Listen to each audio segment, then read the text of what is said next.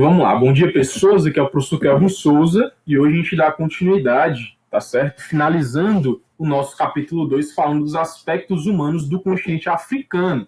Então, dentre as problemáticas que a gente vai ter, lembra, quando a gente está falando, tá certo, da questão dos lados humanos, tá? Não é a parte da geografia física, mas para a geografia humana, a gente vai lidar sempre com as problemáticas sociais, tá certo? Então, desemprego e informalidade, que é quando você exerce uma função, não é, que lhe garante uma remuneração, mas ela, por exemplo, não é pautada na CLT, que são as leis trabalhistas, você está trabalhando na informalidade, você não tem seguridade aí do seu emprego, o seu patrão ele pode não querer pagar o seu salário porque você não está lá trabalhando de carteira assinada, tá? Então, você trabalhar de carteira assinada lhe dá, né, uma garantia muito maior. Então, a gente vai ver aqui algumas problemáticas envolvendo, tá, essas questões.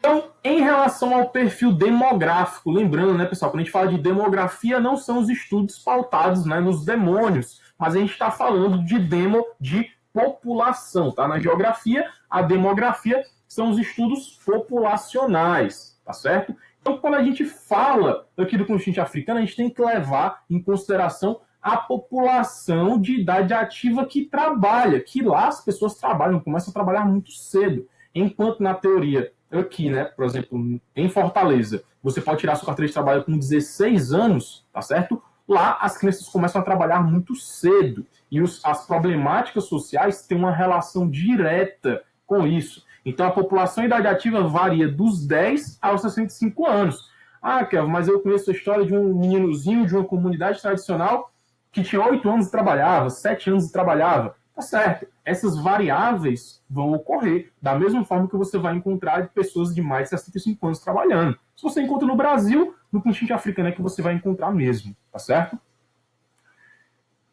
Como nós já vimos a pirâmide etária do continente africano, a gente já entende que lá a população de predomínio, não é? É uma população jovem. Porque se a gente pega o histórico do continente africano, a expectativa de vida veio aumentar agora, aqui no início do século XX, tá certo? Então, o país ele tende a crescer, porque eu tenho uma PEA, lá, lembra lá, população economicamente ativa. Eu tenho uma grande quantidade de jovens e de futuros adultos que estão entrando no mercado de trabalho. Ou seja, eu tenho muito dinheiro sendo injetado na economia.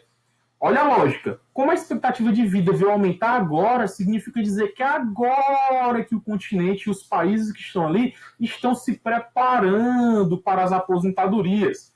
Ah, então quer dizer que não existe velho no continente? Existe, mas eu estou falando da maioria da população. Então, eu tenho na teoria, tá? Na prática não é assim, eu tenho na teoria, tá certo?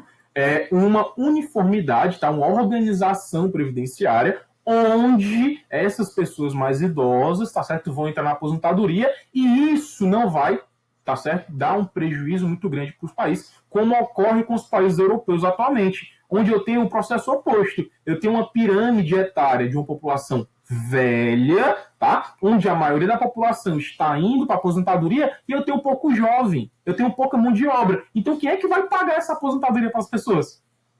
Porque a lógica é justamente essa, tá? Nós que estamos trabalhando, nós estamos bancando a aposentadoria das pessoas mais velhas, né? Que, por fatalidade, vão vir a falecer e vão dar origem a novas aposentadorias, tá certo? Até o tempo, o período em que, por exemplo, o tio Kelvin vai envelhecer e vai entrar nessa aposentadoria e vocês vão estar pagando a minha aposentadoria, tá certo? Porque eu estou pagando de outra pessoa. E quando vocês forem começar a se aposentar, outras pessoas vão estar pagando a aposentadoria de vocês. Funciona assim em todo lugar, tá certo? Que tem um sistema capitalista igual ao nosso. Alguma dúvida até agora? Se tiver, já vai colocando na caixinha aí de diálogo, tá? Para a pessoa que entrou agora por último, muito bom dia, Maria Clara. Mas, mesmo diante disso, mesmo eu conseguindo entender que eu tenho uma população jovem que está entrando no mercado de trabalho, a taxa de desemprego é muito alta, porque imagina o seguinte, eu tenho uma tecnologia, uma infraestrutura sendo formada e montada, uma grande cidade precisando de mão de obra, mas eu não tenho uma educação suficiente, não é muito diferente do que ocorre no Brasil. Os grandes empregos, pessoal, tá? Empregos de nível muito técnico, não tem mão de obra. E aí, o que acontece? Eu tenho que chamar pessoas de fora. Então vai ser muito comum nós vermos, principalmente na África do Norte, né, que a gente já separou, que a África do Norte, por conta da questão de colonização, ela tem uma estrutura melhor do que a África subsaariana, que seria essa África mais ao sul.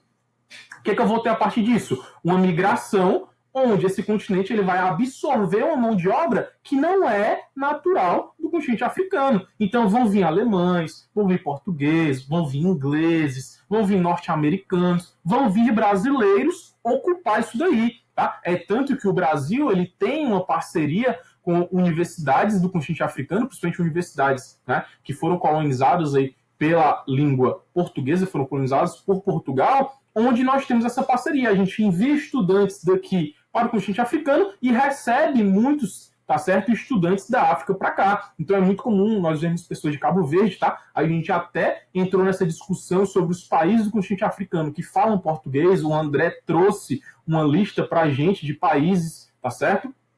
Então, essas pessoas a gente vai ver com frequência, a gente vai ver essas pessoas fazendo faculdades de enfermagem, medicina, engenharia, tá certo? Então vai ser muito comum nessas zonas onde a gente encontra as universidades, tá certo? Principalmente as universidades públicas, como o S, o UFC, e também os centros tecnológicos como o IFCE, nós vemos pessoas, né, de pele negra que a gente entende, olha, aquela pessoa, ela tem uma fisionomia, tá certo? Ela tem aparências físicas que demonstram que ela não é do Brasil, tá? A própria língua, o próprio sotaque, tá? Aquele sotaque lá português que a gente costuma falar, ela vai ter uma facilidade de falar melhor desta forma, mas sempre tendo aquele sotaque, tá certo? Da sua língua materna, tá? Então é comum nós vermos nos supermercados, nos shoppings, tá? Inclusive na minha época que eu tirei a carteira de habilitação, tá? 2 grandes amigos que eu tinha eram do Zimbábue, tá? E estavam aqui estudando, tá certo? E estavam para terminar, se eu não me engano, acho que um fazia engenharia, o outro fazia medicina, tá? Setores da economia que o continente, de uma maneira geral, tende a trabalhar. Setor primário, assim como o Brasil, tá? Só que com uma ênfase maior, porque a gente vai entender nos próximos capítulos, quando a gente for falar de tensões e conflitos, que o continente africano ele foi exaurido, não é, pelas potências europeias, tá certo?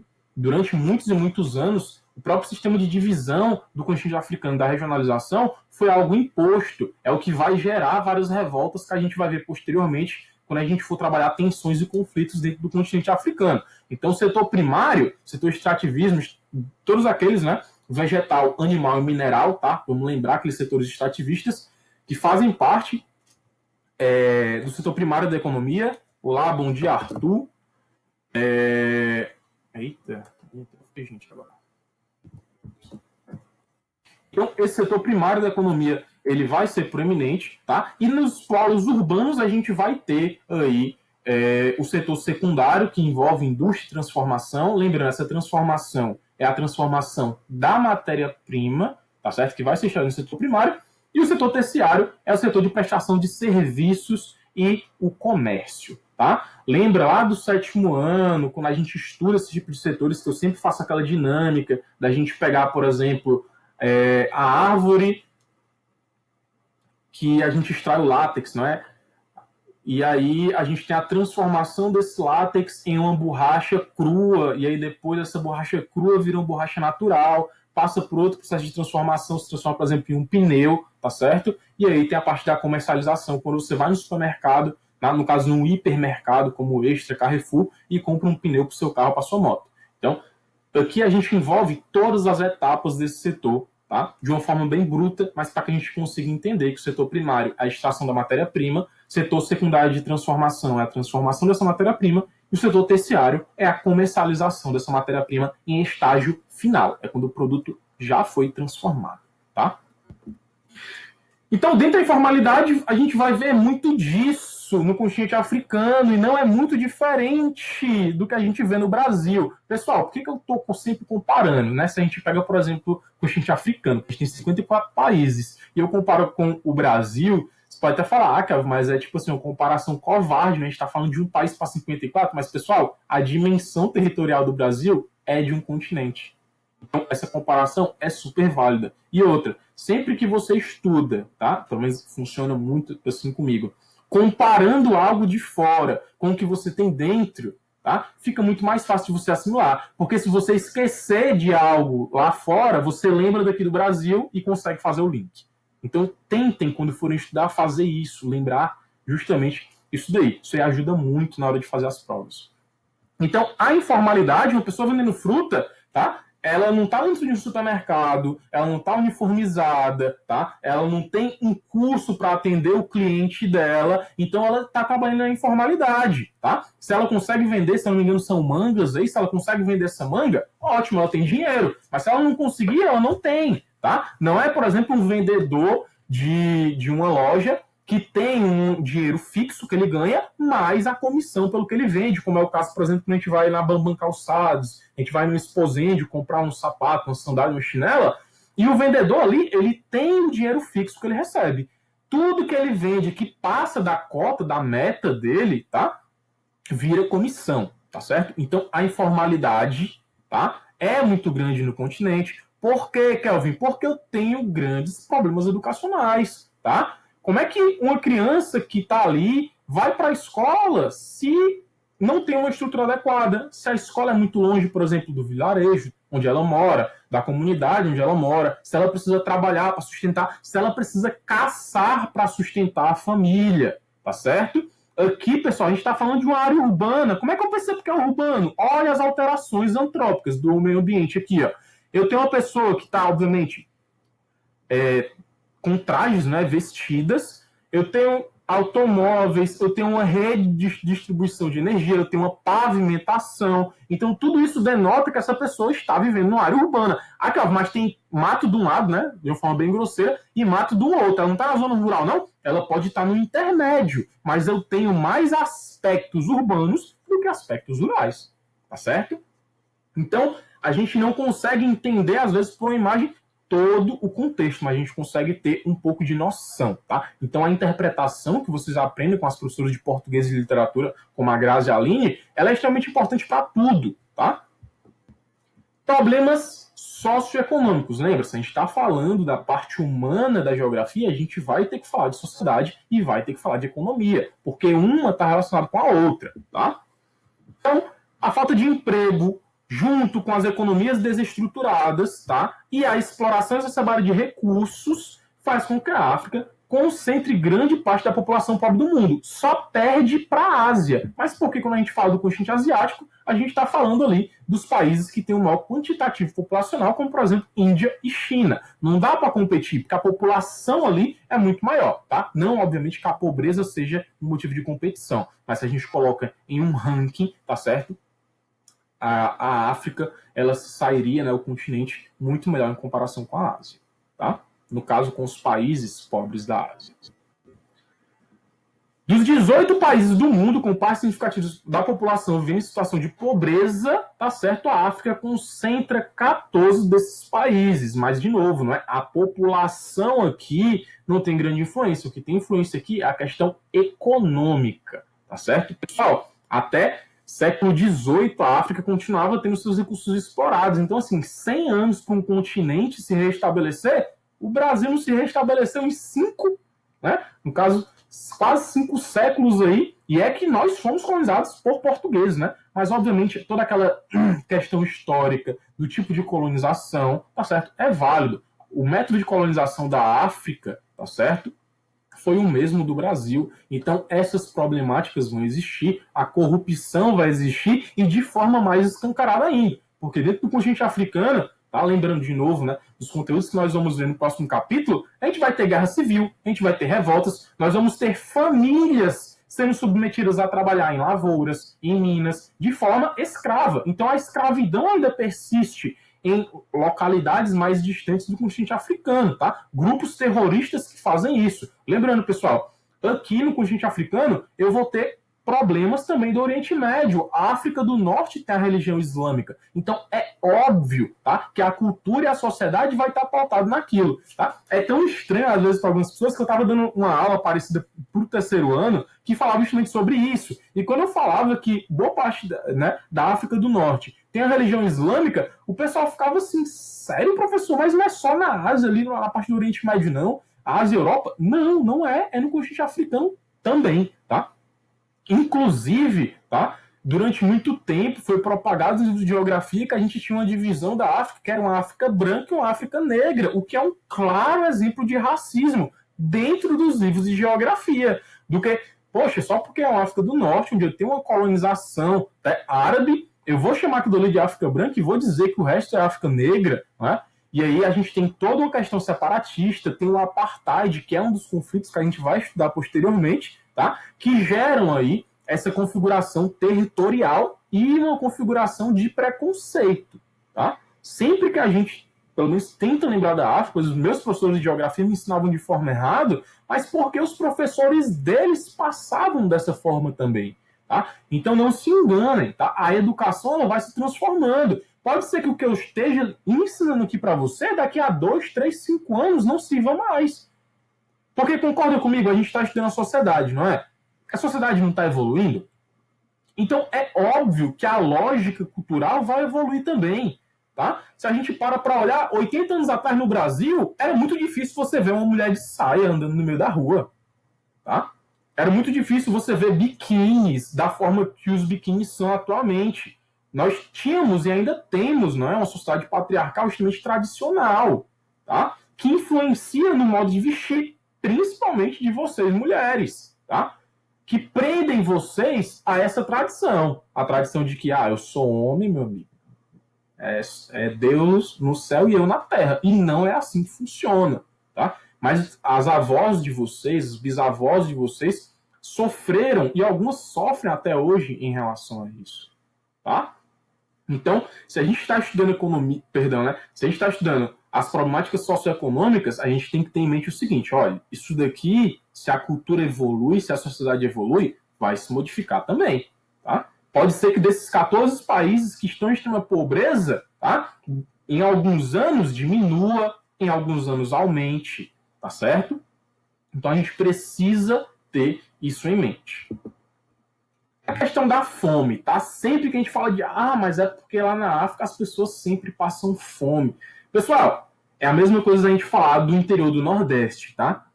A maior parcela populacional de pessoas do Sul e Sudeste desinformadas, não é? Quem vive no Ceará passa fome e sede. Certo? O que não é verdade.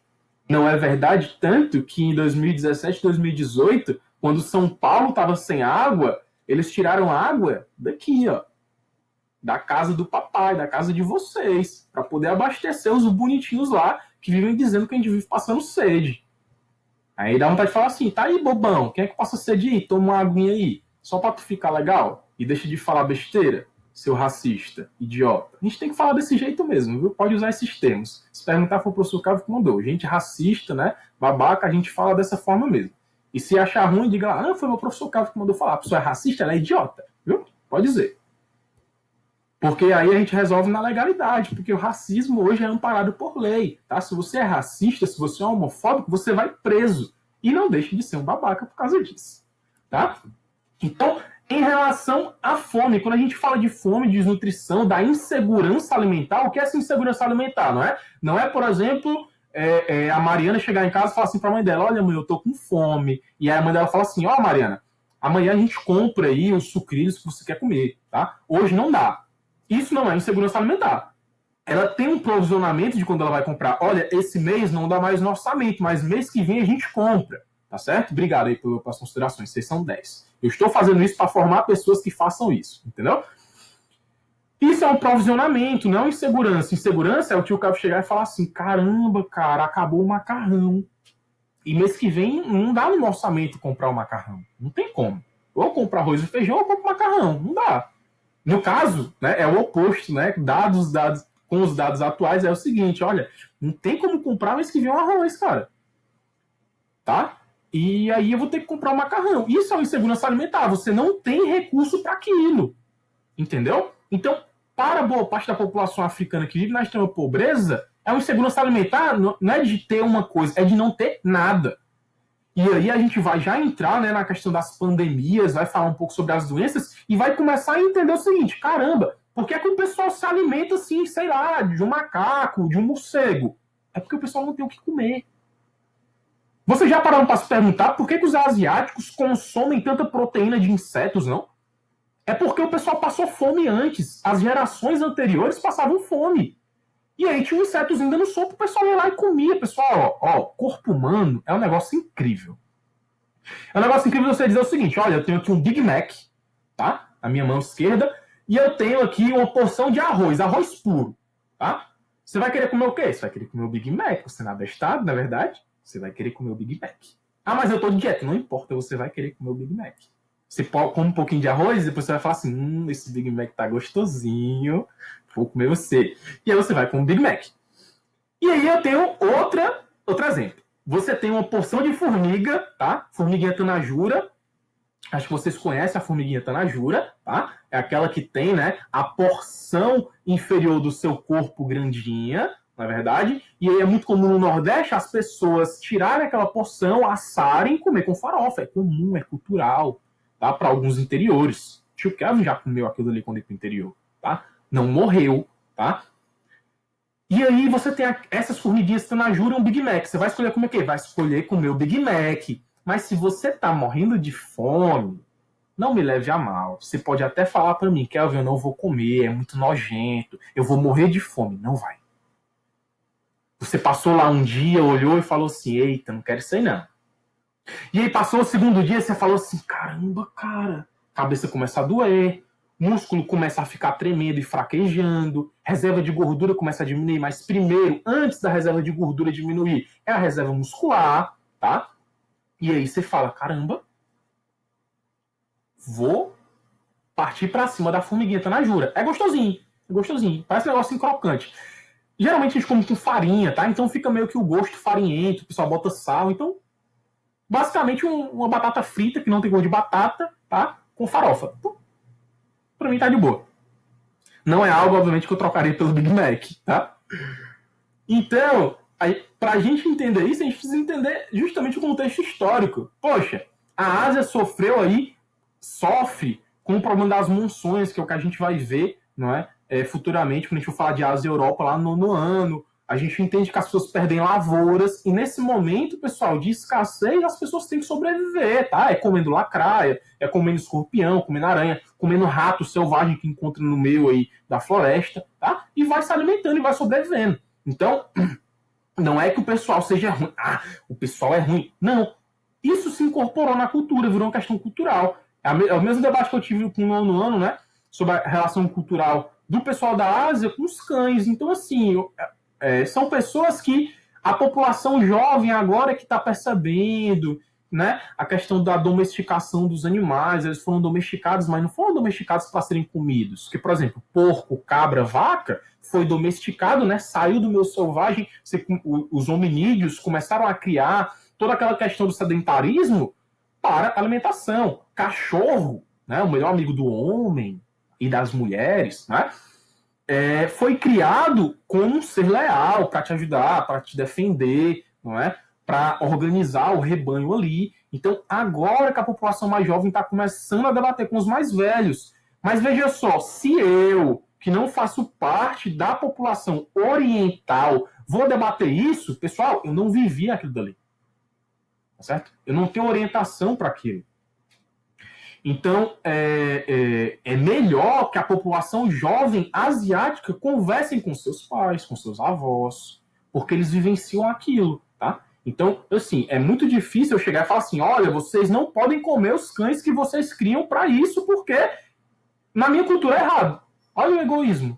Na minha cultura é errado, mas na sua não é. Então, a minha cultura ela não pode, de maneira alguma, influenciar diretamente na sua vida. Já pensou, por exemplo, se fosse, né, muçulmano? Olha, todas vocês meninas têm que andar de burca, tá certo? Quem não sabe, burca é aquela vestimenta que só os olhinhos ficam para fora. Pra você ter uma ideia, tá? Em anos posteriores, as mulheres, pelo menos muçulmanas, não podiam mostrar o tornozelo, entendeu? Então, assim, são direitos que as mulheres vão conquistando. Esse ano, tá? 2019 para 2020, é que as mulheres muçulmanas conseguiram o direito de voto. Tá certo? Então, percebam, nós temos, né, uma liberdade, mas imagina o tanto de preconceito que essas mulheres não sofrem lá, entendeu? Do ponto de que se você for suspeito suspeita de traição, de ter traído seu marido pode lhe matar. A lei ampara isso. Que você seja apedrejado, igual nos tempos aí de Jesus Cristo. Olha que louco, não é? A gente pensar isso. Mas por que é louco pra gente? Porque na nossa cultura isso é diferente. Conseguem compreender? Então, o impacto cultural tem um peso histórico muito grande da forma que você vive, da forma que você se veste. Eu tenho plena certeza absoluta de que se nós não tivéssemos sido colonizados pelos portugueses, estava todo mundo nu e a nudez não seria um crime. Hoje a gente associa nudez com a questão sexual, tá?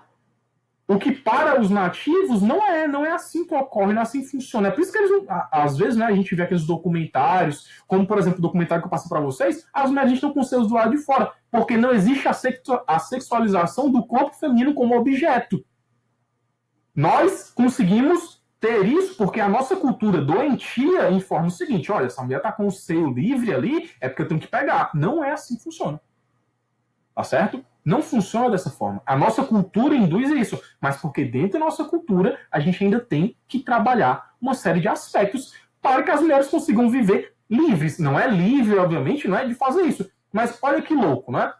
Eu sou homem, tá? Né? Eu tenho seio também, não tenho uma glândula mamária desenvolvida porque eu não amamento, né? No caso, eu como macho da minha espécie, eu não amamento, tá? Eu posso ficar sem blusa e a mulher não. Consegue perceber uma diferença aí? Porque a parte superior do meu corpo não é objetificada para aquilo. Ah, mas o homem que tem um peitoral, não sei o que, grande, musculoso, não sei o que, é objetificado. Certo, mas é uma pessoa que tem um desvio padrão cultural que está objetificando aquilo. Quando a gente fala das mulheres, são todas as pessoas. Entende porque o peso é maior? O peso sempre arrebenta, né? A gente fala, o peso sempre arrebenta pro lado mais fraco, não é? Não é que a mulher seja vista como o lado mais fraco, mas é que culturalmente a gente insinua que a mulher ela é o elo mais fraco, e não é. Conseguem compreender? Então, essa questão, né? Voltando aqui para os nossos assuntos de fome, essa questão ela é agravada pela questão climática. A gente entende que o continente africano ele tem uma proximidade muito grande, a linha equatorial passa ali por cima, então as temperaturas são muito elevadas, assim como aqui no Brasil também, nessa porção intertropical, tá? Lembra lá das zonas térmicas? A gente tem uma zona intertropical atuante no continente africano, então a gente vai ter temperaturas elevadas, tá? Então vai ser muito comum os casos de subnutrição, pessoal. Aqui a gente consegue acompanhar os ossos das crianças, tá? Você consegue acompanhar que ela quase que não tem depósito de gordura nenhum, porque ela só come o suficiente para sobrevivência. Tá? Então aqui a gente tem, por exemplo, uma lista com os países, tá? Os desastres naturais que eles enfrentam, como secas, períodos de seca e baixa precipitação, que é quando chove pouco, uma variabilidade sazonal. O que é sazonal? É quando chove mês sim e passa ali 3, 4, 5 meses sem chover, tá? Início tardio da estação chuvosa, chuva irregular, estação chuvosa e inundação, e outros eventos climáticos que podem ocorrer, tá? E esses países aqui são os principais afetados. É tanto que a economia desses países vai ser afetada diretamente por conta disso. Esse infográfico você consegue ver na sua apostila. Em relação à saúde, né, nós temos um problema crônico do HIV ou da SIDA, síndrome da AIDS é em inglês, tá? SIDA é em português. Síndrome da imunodeficiência adquirida, que é a AIDS, tá? Então, aqui eu tenho um número exorbitante de casos por uma questão cultural, tá? Lá, quando a gente fala da questão de relações sexuais, não existe culturalmente o uso da camisinha. Então, não só da camisinha, como dos métodos contraceptivos. Então, é muito difícil você explicar para uma pessoa que passou 45, 50, 60 anos da vida dela sem utilizar esse recurso que ele é importante. É muito difícil. Uma coisa é você explicar para uma criança que está começando, outra coisa é você explicar para um adulto, tá? Lembrando, não é, pessoal? Eu costumo falar muito isso, o exemplo ele tem um impacto importantíssimo. Então, se não existe esse diálogo entre as comunidades tradicionais, é óbvio que as crianças vão crescer sem esse tipo de acesso cultural e os números de HIV vão se expandir. Tá? Aí, além disso, né, eu tenho um número maior de casos na África, principalmente na África subsaariana, tá? naquela África que fica ali embaixo do Sahel, na porção sul, tá? Por quê? Porque eu tenho um número maior de comunidades tradicionais vivendo ali. Então, se eu tenho comunidades que, sei lá, que tá ali há 300, 400 anos, e ela não entende o que é uma camisinha, eu vou chegar lá para ela com aquilo e ela não vai entender o real significado do uso e do recurso. Para ela, aquilo não vai ser concebível, porque ela não teve estudo para aquilo, tá certo? Então a educação ela está extremamente pautada nas relações de saúde, tá certo? Pessoal, falar de plano de saúde aqui é inviável, tá certo? Se eu tenho uma maior parte da população que não tem acesso à educação, imagina plano de saúde, tá?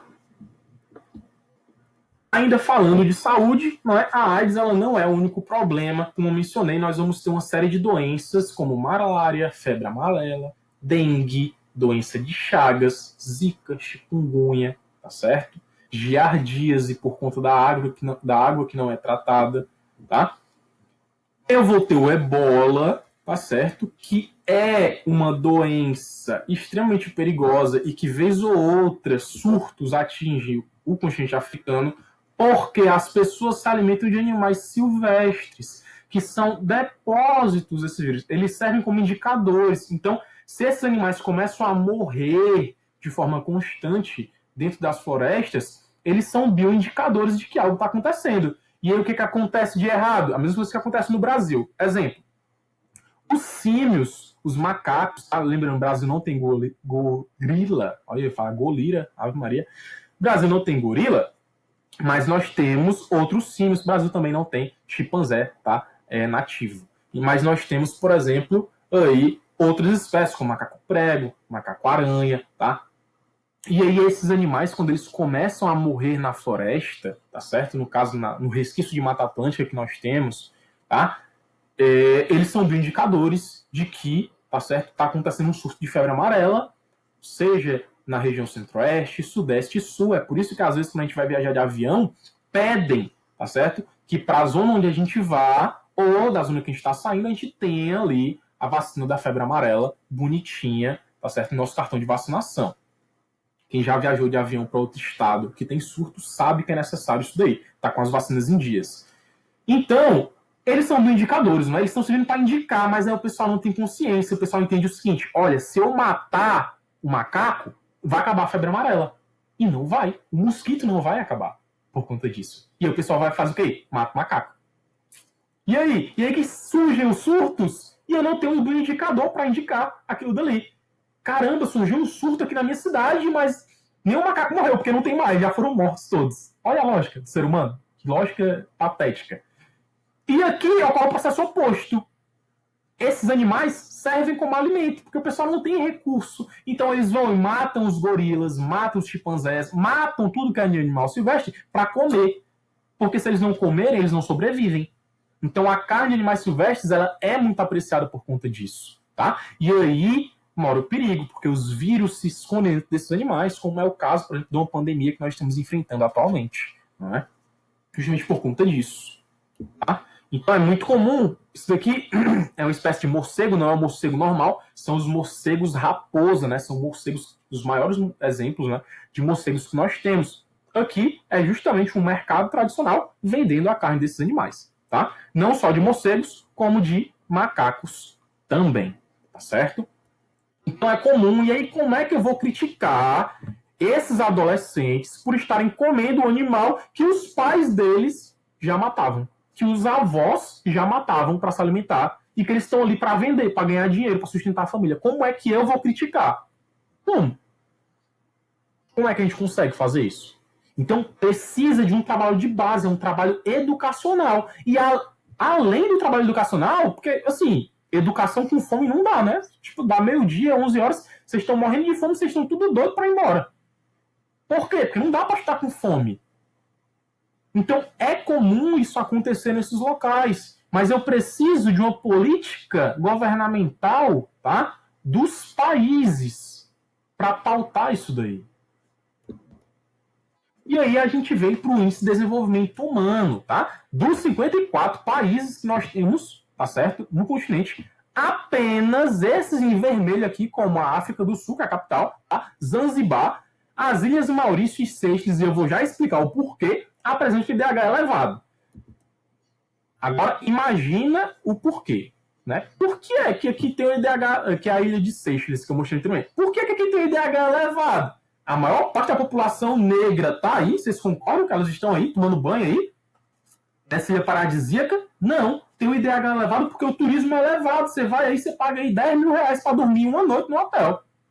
Como é que o IDH não é elevado aí? Como é que eu não vou investir num negócio desse? É óbvio que onde tem mais recurso financeiro, vai ter o IDH mais elevado. E aí eu tenho, por exemplo, o ranking, tá certo, dos países. Pra você ter uma ideia, essa ilha tem um IDH mais elevado do que o Brasil. Isso aqui é o IDH do Brasil de 2019, 0,76, o que é um IDH muito alto, tá? No caso, o que é um IDH alto. A ilha de Seychelles tem um IDH de 0,80. Você acha mesmo que a maior parte da população tem acesso a isso aqui? Não tem. Então isso é um claro exemplo de desigualdade social. Onde eu tenho uma parte do continente africano para os ricos usufruírem. Não é muito diferente do que vem acontecendo com o Brasil. Fernando de Noronha, um exemplo claro de uma ilha de Seychelles. Se você pegasse o IDH do Brasil e comparasse com o de Fernando de Noronha, pelo amor de Deus, né? Não dá. Eu vou até pesquisar, na semana que vem eu trago para vocês o IDH de Fernando de Noronha. Eu devia ter feito isso quando eu coloquei esse do Brasil. Então, assim, vai ser um IDH à parte. A massa populacional que vai estar ali vai ser uma massa à parte, tá certo? Estava vendo uma matéria recente, o Bruno Galhaço, né, aquele ator, ou é ex-ator da Globo, nem lembro mais, ele tem uma pousada lá, ele comprou a pousada por mais de R$1 milhão, entendeu? Uma pousada, e aquelas pousadas rústicas, entendeu? O pessoal vai lá para dormir em um colchão que fica em cima de uma tábua de madeira, e paga muito achando graça. Não é aquele hotel que tem 300 elevadores em cima, não. É um negócio rústico, tá? Por que dá dinheiro? Porque a mídia investe nisso daí, tá certo? Mas, né, a gente não vai ser hipócrita. Eu queria muito para Fernando de Noronha. Demais. Fluxos migratórios. Inclusive, tem uma questão da revisão que fala sobre isso. Tá? As emigrações do continente africano começam partindo dele. As pessoas vão migrar de regiões mais pobres para regiões mais ricas e mais urbanizadas. Tá certo? Eu vou ter esse deslocamento. Olha isso, 0,78. Olha, obrigado, você é lindo. 0,78, o IDH do Brasil, 0,76. Existe uma clara diferença. Então, as pessoas vão migrar dentro do continente para fugir de guerra, perseguição religiosa, todos aqueles fatores que a gente já mencionou antes, tá certo? O fluxo vai ser muito intenso, principalmente pessoas saindo da África subsaariana para tentar sobreviver na África do Norte, que está mais próximo do continente europeu e do continente asiático, então eu vou ter rotas alternativas. Boa parte desse movimento migratório vai depender daquele tráfico de pessoas, né? Eram comunidades tradicionais escravizando as outras e vendendo elas para a coroa portuguesa e para a coroa inglesa no período das grandes navegações. Então a gente vai ter um fluxo muito grande de africanos saindo do continente e vindo para o continente americano. Tá? E eu vou ter na porção norte uma influência muito grande, tá, dos árabes por conta do Império Árabe, que vai colonizar aquela região, o que vai dar características específicas de religião e de pigmentação da pele. Tá? A maior parte das pessoas de cor de pele branca eu vou encontrar na porção norte do continente. Emigrações. Diante de tudo isso que eu falei para vocês, a gente já consegue perceber que a África, né, o continente de uma maneira geral, não é uma zona de atração para as pessoas que migram. É uma zona de repulsão, ou seja, quem tem alcance um estudozinho está indo, ó, se embora. O Brasil não está muito diferente. Quem tem muito estudo aqui no Brasil está estudando para ir, ó, para outros países, porque sabe que aqui a situação está complicadíssima. Tá? Os intensos e constantes conflitos, tá, dentro dos muitos países do continente africano são responsáveis por isso daí. Os países mais procurados são os mais desenvolvidos. Então, Europa e Ásia, tá, que vão ter os países que representam os maiores IDHs do planeta, vão ser escolhidos para as pessoas que estão saindo daqui morarem. Tanto de forma legal, tá, quanto de forma ilegal. Então, aqui eu tenho, ó, os principais pontos por onde as pessoas que vivem aqui na África do Norte saem, tá certo? Vindo para a Itália, vindo para os outros países europeus. Mas aí, obviamente, existe um grande problema aqui. Por quê? Porque eu vou ter as pessoas que vão migrar de forma ilegal. E aí nós vamos ter os casos em que os países não vão receber essas pessoas. Então eu vou ter um número gigante de imigrantes ilegais tentando entrar em um país em barcos pequenos. Nem todos vão ter colete salva-vidas. E em muitos casos nós vamos ter a morte de pessoas entrando em forma ilegal em países por meio do oceano. Tá? E os países, não estão preocupados se eu tenho uma criança ou um pai com uma criança morrendo afogados nessa travessia, tá certo? As migrações internas que vão ocorrer dentro do continente vão gerar um intenso do êxodo rural, que é a saída da migração do campo para a cidade, o que vai gerar uma crise econômica dentro do campo. Eu vou ter poucas pessoas nas lavouras e, obviamente, um sério problema ambiental, tá? Aqui são outros tipos de migrações, como a migração rural. A pessoa sai de uma área onde tem a questão do agronegócio e vai para outra, onde ela consegue receber mais dinheiro. Tem a questão do extrativismo mineral, que é muito comum. As minas de diamante, as minas de rubi, de esmeralda, tá certo? Vão ser proeminentes nesses locais, e a escravidão vai ser proeminente nesses locais também. É tanto que, vez ou outra, a gente vai ver na mídia, tá certo? Que, tal país africano fechou uma mina, por exemplo, em Serra Leoa. Tem até um filme, se eu não me engano, Leonardo DiCaprio, o nome é Diamante de Sangue, que retrata justamente essa corrida pelos diamantes no continente africano. Você tem um número grande de europeus que investe pesado para extrair esse recurso. A África do Norte, né, por conta da proximidade, vai ser a região com a maior movimentação de imigrantes. E aí esse é o infográfico que você tem que prestar atenção para resolver a sua revisão, tá? Eu vou ter, uma migração muito grande, tá certo?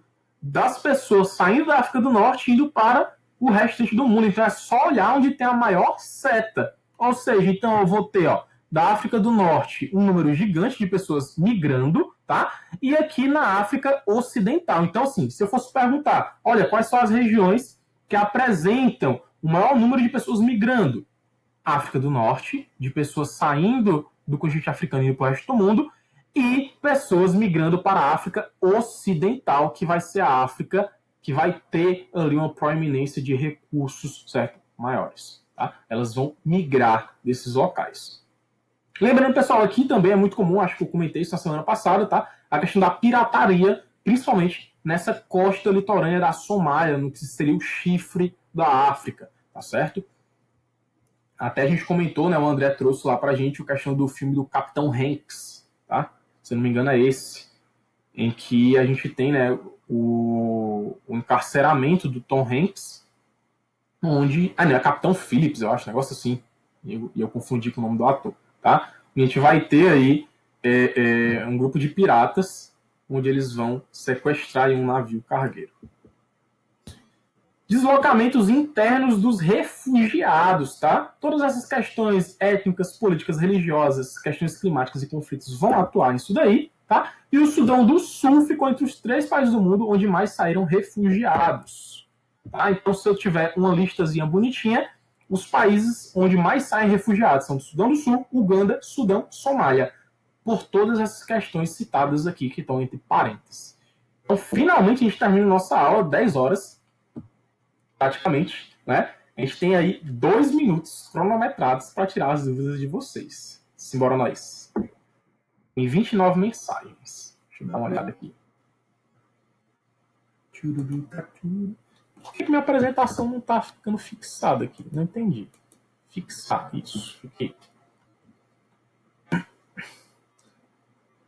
Isídio, como ele tinha veneno do escorpião para se alimentar? Eles tiram aquele aguilhão, né? Ou então eles, no processo de cozimento, tá? Assim, o veneno ele é um amontoado de proteína, tá certo, Jonathan? Então, no processo de cozimento, esse veneno ele é perdido, tá bom? Olha, o Jonathan gosta de formiga. É isso aí. E aí? Vamos lá, perguntas. Tem 1 minuto. Que eu vou ter que começar a aula lá na outra turma. Perguntas, dúvidas. A prova não está difícil, ela está muito fácil.